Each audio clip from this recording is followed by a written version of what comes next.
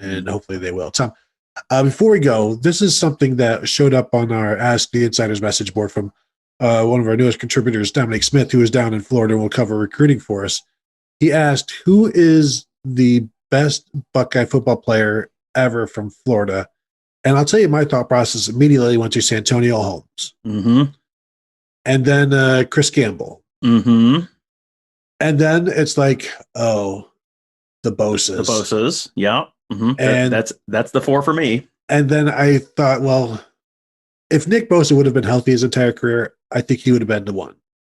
Joey Bosa was healthy and was a monster as a freshman, as a sophomore, dipped as a junior because, look, he was getting triple teamed. Yes. Right.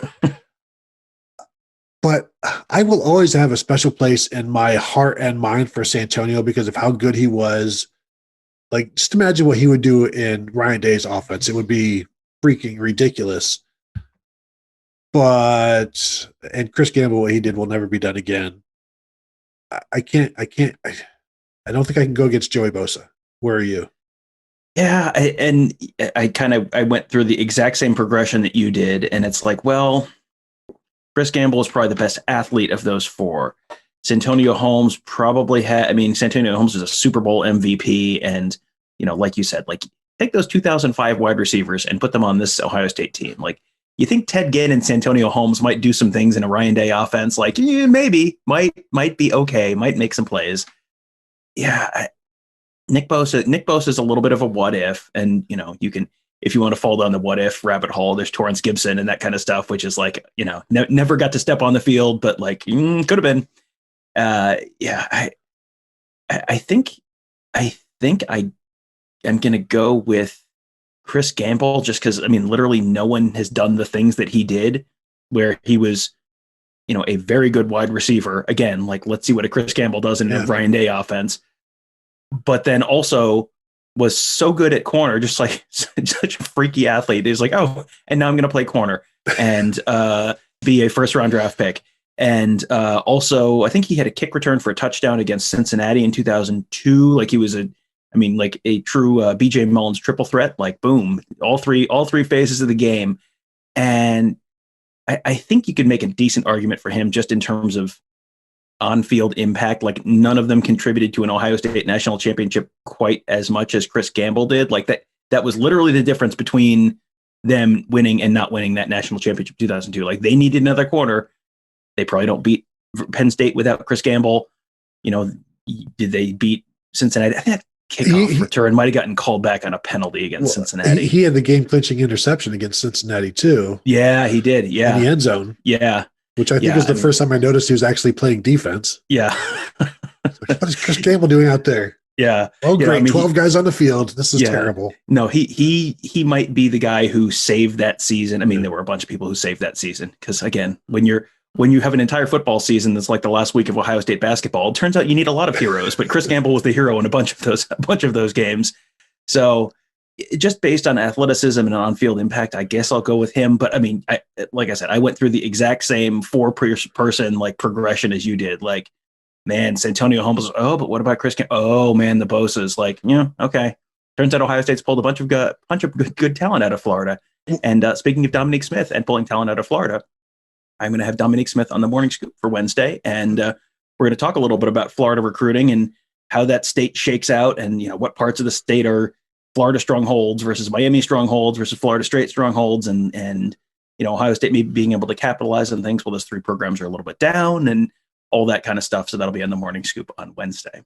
That's a pretty dynamite. I just led you right into that. You sure did. That was not part of the plan. Nothing is ever planned. No, everyone knows that by now.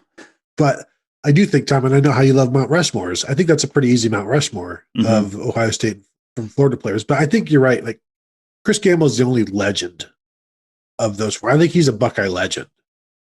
And while the others are Buckeye greats, there's a hierarchy. And I think what he did was legendary and will live on forever. Right now we're already talking about Chase Young has bypassed the Bosa's. Nobody's ever going to bypass what Chris Gamble did. So I would agree with you there. But I still think, as the greatest player, Joey Bosa, as the Florida legend, I can certainly agree with you on Chris Gamble. I guess we just needed to clarify what I was asking. And so I will accept your answer, even though he was not better than Joey Bosa. Yeah, I mean, this is one of these, like, how do we want to define this? Because depending on how you want to define this, you're going to come up with different answers. So, and other people out there are like, no, he was better than Joey Bosa because he was a shutdown corner. Look what he did to Andre Johnson in the championship game. So, yeah, and as we're having this conversation, I'm like, I'm just terrified that we're going to have forgotten someone from like the early '90s. Like Archie Griffin was from Florida Union. Yeah, I don't. Yeah, Tam Hopkins, Steve Bellisari, Greg Bellisari. Yeah, I had this like brief flash of was Antoine Winfield? No. Like it just going through corners from the '90s. Yeah, Sean Springs was from Maryland. Yeah. So I think we've landed on the correct answer. Good for us. Per usual. Obviously, it took us a while to get there, but yes, obviously. So, anything else, Tom, before we get out of here? No, I think we're good, and we'll have a whole bunch more to talk about on Thursday as we get closer to the start of spring football, and again, more basketball. I mean, this is a very exciting time. And Tuesday night, the Ohio State women's hockey team starts its NCAA tournament run. They play Boston College for a spot in the Frozen Four on Tuesday night. So, want to keep an eye on that one as well. We will certainly do that.